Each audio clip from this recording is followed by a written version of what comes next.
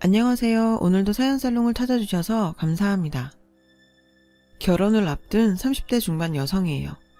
전 살면서 한 번도 결혼에 대해 진지하게 고민해 본 적이 없어요. 그저 때가 되면 남들처럼 다 하게 되는 건 줄 알았거든요. 그래서일까요? 결혼보다는 제 앞에 놓인 인생을 살아내는 데 더 열중했어요. 대학을 졸업하고 4년간의 유학생을 마친 뒤에 한국에 돌아와 취업전쟁을 치르고 취직한 뒤엔 일 배우고 승진에 매진했어요. 남들보다 뒤처지지 않으려고 부단히도 노력했죠. 일 외에 다른 건 포기하다시피 하고 살다 보니 일적으론 어느 정도 성과를 이루었다고 자부해요. 하지만 그렇게 숨가쁘게 달려오다 보니까 어느새 제 나이는 30이 넘어버렸어요. 아직 결혼이며 출산, 육아까지 뭐 하나 해결한 게 없는 상태로 나이만 먹고 있었죠. 반면 주위 친구들은 일찌감치 결혼해서 어떤 친구는 아이를 낳고 벌써 학부형이 돼 있더라고요. 뒤처지지 않으려고 앞만 보고 달렸는데 결국 해야 할 일은 하나도 못한 채 엉뚱한 데 시간만 쏟은 셈이 됐어요. 왠지 패배자가 된 기분이었어요. 그렇다고 꼭 결혼을 해야 한다고 생각했던 건 아니지만 상대적 박탈감 때문에 저도 모르게 결혼을 서두르게 됐죠. 그래서 발등에 불똥 떨어진 사람처럼 뒤늦게 결혼시장에 뛰어들어 주말마다 선을 보러 다녔어요. 취준생 시절 이력서를 쓰고 면접 준비를 하던 것처럼 최선을 다해 전투적으로 매진했죠. 근데 결혼은 노력한다고 해서 되는 게 아니더라고요. 책을 보고 전문가들의 코치까지 받아 엄청 준비하고 선자리에 나간다고 해서 꼭 결과가 좋은 건 아니니까요. 일적으로 몇 번 보고 끝날 사이도 아니고 평생을 같이 살 사람인데 그런 노력만으로 관계가 형성되겠어요? 번번이 실패를 거듭하자 하루는 저를 담당하던 커플 매니저가 학력을 낮춰보는 게 어떻겠냐고 하더라고요. 남자들이 고학력 여성은 좀 피하려고 한다나요? 그래서 프로필에 박사 학력을 지우고 석사 졸업으로 올렸어요. 그러다 얼마 뒤 학사까지 학력을 내렸죠. 그런데 그걸로도 안 되겠는지 얼마 뒤엔 연봉도 조금 낮춰 적자더군요. 남자들이 자기보다 연봉 높은 여자를 부담스러워한다면서. 내키진 않았지만 결국 연봉도 낮췄어요. 그런데 이렇게 하나 둘 낮추다 보니 상대 남자들 학력이나 연봉도 함께 낮아지더라고요. 그래, 학력이나 연봉 몇 푼이 뭐가 중요하냐, 사람이 중요하지. 그렇게 마음을 다잡고 선자리에 나갔어요. 몇 번의 만남을 가진 어느 날 선자리에 나온 상대 남자가 그러는 거예요. 솔직히 자긴 30 넘은 여잔 여자로 안 보인다나요? 자기 엄마가 27에 자기를 낳았는데 어떻게 30 넘은 여자를 여자로 보겠냐고요. 30 넘으면 아줌마죠. 안 그래요? 실실대며 이러는데 순간 열이 확 오르더라고요. 그래서 그동안 참았던 말을 쏟아냈어요. 그래요? 그럼 어쩌나? 어떻게 이번엔 내 나이도 좀 깎아드릴까요? 박사학위도 학사로 낮춰 적었고 연봉도 그쪽한테 맞춰 낮게 적었는데 그깟 나이 몇 살 못 줄이겠어요? 근데 그걸로 될까? 그쪽 키도 좀 작은 편인 것 같은데 왜? 내친 김에 내 키도 몇 센치 더 줄여드릴까요? 1cm? 2cm? 아님 넉넉하게 한 10cm? 받은 대로 똑같이 되갚아주자 남자는 얼굴을 붉히며 나가버렸어요. 어찌나 속이 상하던지 눈물이 다 나더라고요. 내가 지금 뭐 하는 짓인가.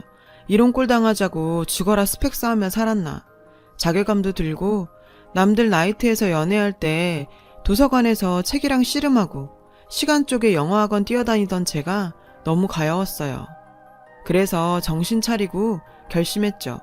이렇게까지 나 스스로를 깎아내야 가능한 결혼이라면 내가 거절이라고.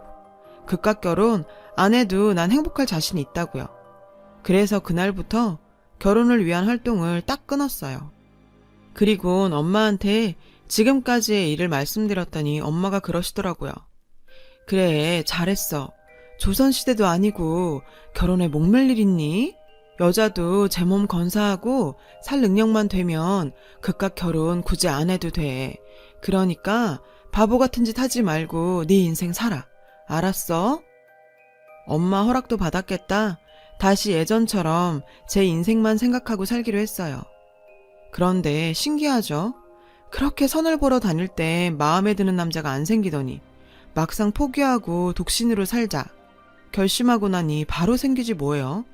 그것도 돈 한 푼 안 들이고 앞집 아주머니 소개로 말이죠. 이 총각 외고 졸업하고 와이대 경영학과 나와서 예일대에서 MBA도 땄잖아. 외국계 금융회사에 다니다 지금은 외할아버지 회사에 다녀.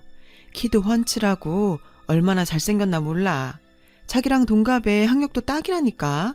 사실 그 집 엄마가 예전에 목동 쪽에선 치맛바람으로 꽤 유명했거든. 그래서 그 집 자식들이 다들 공부도 잘하고 학벌도 좋다니까. 그뿐인가? 그 집 엄마가 무남동녀라서 외할아버지 회사도 그 아들한테 물려준다잖아. 물류회사인데 재정도 탄탄하고 회사 규모도 꽤 된다나 봐. 내가 자기니까 소개하는 거지 아무한테나 이런 자리 소개 안 해. 어때? 생각 있으면 한번 만나볼래? 금융회사 다니다 외할아버지 회사에 들어가 일 배우느라 결혼이 늦어졌다며 일 때문에 홍기 놓친 게 저랑 비슷해서 잘 맞을 거라더군요. 솔직히 조건만 들었을 땐 나쁘지 않았어요. 아니, 오히려 지금까지 만났던 남자들 중 최고였죠. 그래서 마지막 선짜리란 심정으로 만나보기로 했어요. 며칠 뒤 금요일 회사 업무가 밀려 야근을 하고 늦은 퇴근을 하려던 참이었어요. 모르는 번호로 전화가 걸려왔죠. 받아보니 선보기로 했던 남자였어요. 야근을 하고 이제 막 퇴근하려던 참이라니까 그럼 만나서 맥주 한잔 하자는 거예요. 야근 후엔 시원한 맥주죠. 어때요? 마침 영훈씨 회사 근처인데 저랑 맥주 한잔 하실래요? 솔직히 그날따라 맥주가 땡기긴 했어요. 그래서 그러자고 했죠. 그렇게 우린 선자리에 나가기도 전에 술자리에서 먼저 만났어요. 앞집 아주머니 말대로 키도 크고 훈남에 성격도 시원시원한 쾌남이더라고요. 덕분에 첫 만남임에도 불구하고 편하게 얘기 나눌 수 있었죠.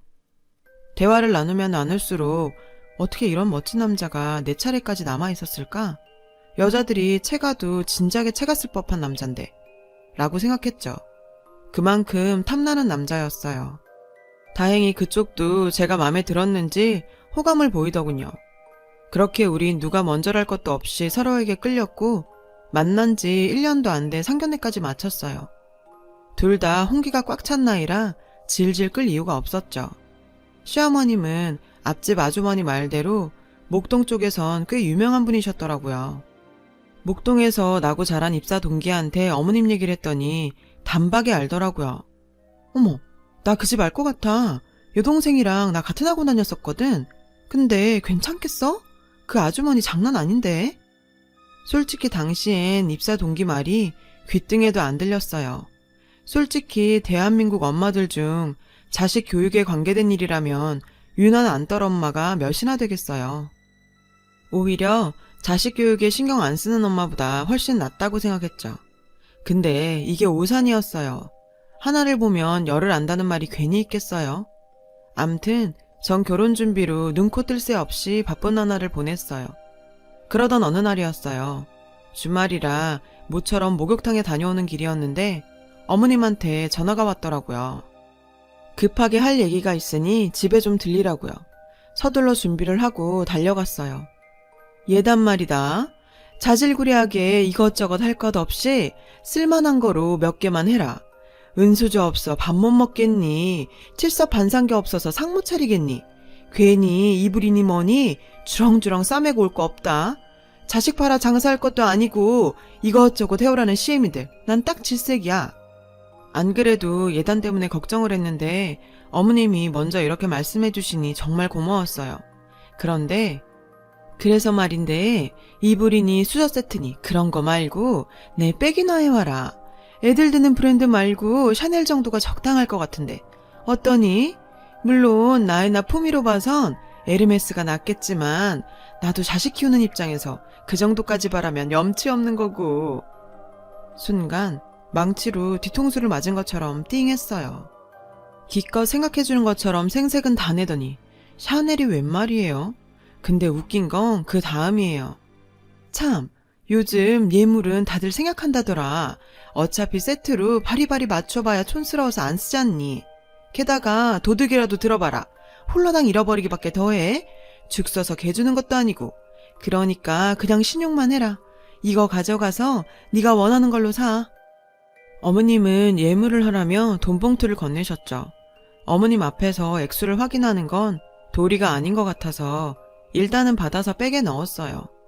근데 세상에, 집에 돌아와 엄마한테 돈봉투를 전해드렸더니 봉투를 열어보신 엄마가 깜짝 놀라시며 아무래도 사돈이 수표를 잘못 넣어 보내신 것 같다고 정중히 말씀드리고 돌려드리라는 거예요. 도대체 얼마가 들어있길래 그러냐고 물었지만 엄마는 대답을 안 하셨죠. 할 수 없이 제가 직접 봉투를 열어봤더니 글쎄 딸랑 10만원짜리 수표 한 장이 들어있는 거예요. 10만원이요. 그래서 바로 어머님께 전화를 드렸죠. 돈 봉투를 확인해보니 10만원이 들어있더라고. 아무래도 수표를 잘못 넣으신 것 같다고 했더니 대뜸 어머, 얘 너 웃긴다? 너 무슨 애가 그렇게 돈을 밝히니? 솔직히 그 나이에 내 아들 같은 남자 가당키나 하니? 예물은커녕 지가 집 사들고 와도 시원찮을 판에 뭐? 예물비가 잘못 들어와? 10만원이라도 넣어준 게 어디냐는 생각은 안 들던? 지쳐지는 생각도 않고 쪼르륵 전화를 걸어선 돈 더 내놓으라고 따지는 거야 뭐야. 사람이 양심이 있어야지. 난 더 할 말 없으니까 끊자. 기가 막히더군요. 10만원은 실수가 아니라 작정하고 보낸 돈이었어요. 신용만 하라더니 이건 뭐. 신용은커녕 금반지 하나 살 돈도 안 되는 걸 보내놓고 오히려 적반하장이더라고요. 군대 선임이 100원짜리 하나 주면서 음료랑 빵이랑 소시지까지 사고 50원 남겨오라고 했다던 우스갯소리보다 더한 일이었죠. 그제야 제 결혼을 걱정하던 입사 동기가 떠올라 시댁 평판 좀 알아봐달라 부탁을 했어요. 그랬는데 맙소사 동기로부터 전해들은 얘기는 상상을 초월했어요. 인물, 학벌, 스펙 뭐 하나 빠지는 게 없는 남자가 어떻게 지금까지 싱글일까 생각했었는데 제가 완전히 속았더라고요. 제가 속은 거에 비하면 얼마 전 어머님이 제게 했던 뻔뻔한 행동은 일도 아닌 거였어요. 글쎄 알고 보니 그동안 예랑이는 2번이나 파혼을 했더라고요. 모두 어머님 탓이었죠. 말도 안 되는 예단을 요구하는 건 기본이고 심지어 도박빚을 갚으려고 예비사돈 댁에서 돈까지 빌려 쓰곤 나몰라라 하기도 했다더라고요. 그 일로 소송도 걸리고 결국 파혼까지 했고요. 그뿐이 아니었어요. 저랑 결혼 얘기가 오가는 중에도 어머님은 주변에 혼처를 알아보고 다녔더라고요. 예랑이 선짜리 나가길 거부하자 회사에 데리고 가서 억지로 만나게 했죠. 워낙 행실이 천박하고 도박에 빠져 정신 못 차리는 바람에 친정 아버지로부터 의절까지 당한 상태더라고요. 상황이 이렇다 보니 아들 결혼을 빌미로 어떻게든 도박 자금을 챙길 생각뿐이었던 거죠. 샤넬백도 현금으로 돌리려고 필요했던 거고요. 갈등이 됐어요. 예랑이 자체는 놓치고 싶지 않은 남자인데 시어머니 자리를 보면 절대로 얽히고 싶지 않았으니까요. 결혼하기 전부터 이런 식으로 나오는데 결혼 뒤에는 말 안 해도 뻔할 거고요. 이 남자가 평생 내 바람막이가 돼줄 수 있을까? 아무리 생각해도 불가능할 것 같았어요. 팔은 안으로 굽는다고 처음이야 제 편을 들지 몰라도 이제까지 파혼 몇 번 당하고도 지 엄마랑 살고 있는 걸 보면 자기 부모까지 버리며 절 택하진 않을 테니까요. 그렇다면 결론은 하나였어요. 파혼만이 답이었죠. 얼마 뒤 어머님한테 연락이 왔어요. 시댁 식구들이 모여서 주말에 저녁을 먹기로 했으니 이참에 와서 인사를 하라고요. 하지만 전화를 건 진짜 이유는 따로 있었죠. 예, 전에 말했던 샤넬백은 혹시 샀니? 다음 달에 모임이 있어서 말이야. 그때 들고 가고 싶은데 가능하겠니? 아, 샤넬백이요? 네, 준비할게요. 이번 주말에 갈 때 가져다 드리면 되죠? 제 말에 어머님은 좋아서 어쩔 줄을 모르더군요. 왜 안 그렇겠어요. 꼴랑 10만원 주고 수백만원짜리 샤넬백을 갖게 됐는데. 그리고 드디어 약속한 날이 됐어요. 전 어머님께 드릴 백을 들고 예비시댁으로 향했어요. 어머님은 제 손에 들린 쇼핑백을 보자 입이 귀까지 찢어졌어요. 그리고는 어서오란 말도 없이 쇼핑백을 낚아채고 안으로 들어갔죠. 집안에는 시댁 식구들로 가득했어요. 시고모님들과 작은아버님, 사촌 동생들까지 잔뜩 모여 있었죠. 다들 반갑게 절 맞아주셨어요. 어머님은 그 와중에 백을 꺼내 들곤 식구들 앞에서 자랑을 해댔죠. 역시 딱 내 취향이야. 스타일이 나랑 너무 잘 어울리지 않아? 어머님은 백을 들고 시고모들 앞에서 한껏 자랑을 했어요. 그때였어요. 부러운 눈으로 시어머니 손에 들린 백을 보고 있던 시누이가 황당한 표정으로 외쳤어요. 뭐야? 이거 샤넬백이 아니라 채널백이잖아. 짝퉁이네, 짝퉁. 그제야 어머님은 눈이 동그래져선 백을 이리저리 살폈어요. 그리곤 얼굴이 확 구겨졌죠. 이런, 진짜 짝퉁이잖아. 얘, 너 이게 어떻게 된 거니? 간도 크지. 어떻게 예단을 짝퉁으로 가져올 생각을 해? 니네 부모님도 이 사실을 아니? 알고 네 손에 이딴 걸 들려보낸 거냐고? 아니 어떻게 경우 없이 이런 짓을 해? 어머님도 참, 경우 없긴 어머니만 하겠어요. 예물하라고 꼴랑 10만 원 주시곤 예단으로 700만 원도 넘는 샤넬백을 사오라니 이보다 경우 없는 짓이 어딨겠어요. 그래서 어머님이 주신 10만 원으로 짝퉁백 사드렸는데 왜? 마음에 안 드세요? 딱 어머님 취향이라면서요. 제가 봐도 어머님한텐 샤넬보단 채널이 제격인데 안 그래요? 뭐? 너 지금 그걸 말이라고 해? 이게 우리 집을 무시해도 정도가 있지. 지금 뭐 하는 짓이야? 그럼 어머님은요? 저 몰래 저 사람한테 선짜리 나가라고 강요하셨다면서요. 회사까지 여자들 데리고 가서 강제로 선보게 하셨고요. 그뿐인가요? 저희 엄마한테 돈까지 꾸셨더라고요. 1,000만 원이나. 일주일만 쓰고 주신다더니 3개월이 지났는데도 안 갚으시고 이젠 아예 저희 엄마 전화도 안 받으신다면서요. 제 말에 예랑이는 버럭 소리를 질렀어요. 엄마, 이게 다 무슨 소리야? 엄마 또 도박해? 그래서 돈 빌린 거야? 아니야. 개돈 내느라 빌린 거야. 다음 달에 개 타면 갚을라 그랬어. 얘, 내가 어련히 알아서 갚을까? 네 엄마한테 가서 전해라. 다음 달에 깔끔하게 정리해주겠다고. 남도 아니고 사돈지간에 그깟 돈 쳐내. 사람 우습게 만들고 있네. 어머님, 좀 솔직해지세요. 어머님 그 돈 도박판에서 다 날리셨잖아요. 그뿐인가요? 사채빚도 수억 있으시던데 어떻게 다음 달에 갚아주시겠다는 거예요? 설마 또 아들 선짜리 내보내서 여자 집에서 돈 뜯어내려는 건 아니겠죠? 그리고요, 툭하면 저랑 저희 엄마한테 아들 장사하려 드시는데 꿈 깨세요. 저요, 어머님 아들 안 사요. 제가 오늘 이 자리에 온 건 파혼 의사 전화로 온 거니까요. 생각해보니까 제가 어머님 같은 사람 며느리 하기에 너무 아까워서 도저히 안 되겠더라고요. 그러니까 하루 속히 돈이나 갚으세요. 결혼 빌미로 질질 끌 생각 꿈도 꾸지 마시고. 이번 주까지 제 통장으로 1,000만 원 입금 안 되면 사기죄로 고소할 테니까 알아서 하세요. 그럼 전 이만 가볼게요. 그렇게 전 파혼 선언을 하고 나왔어요. 예랑이 달려나와 절 붙잡았지만 전 이미 마음을 정리한 터라 뿌리치고 왔어요. 솔직히 예랑이도 믿을 수 없어졌었거든요. 급히가 어디 가겠어요? 믿음이 깨진 상황에 결혼은 무리죠. 암튼 적지 않은 나이에 파혼을 경험한 저는 앞으로 일에만 매진할 생각이에요. 그렇게 멋진 남자가 이 늦은 나이에 제 앞에 한 번에 왔다? 이상한 건 이상한 거죠. 불확실한 사랑에 절 걸기보다는 제 인생에 절 걸기로 했습니다. 열심히 살다 보면 언젠가 저한테 맞는 좋은 사람도 저한테 오겠죠. 편하게 생각하고 살려고요. 희한한 사람들도 많지만 세상엔 좋은 사람들도 많으니까요. 제 사연을 들어주셔서 감사해요. 추운 날씨에 감기 조심하세요.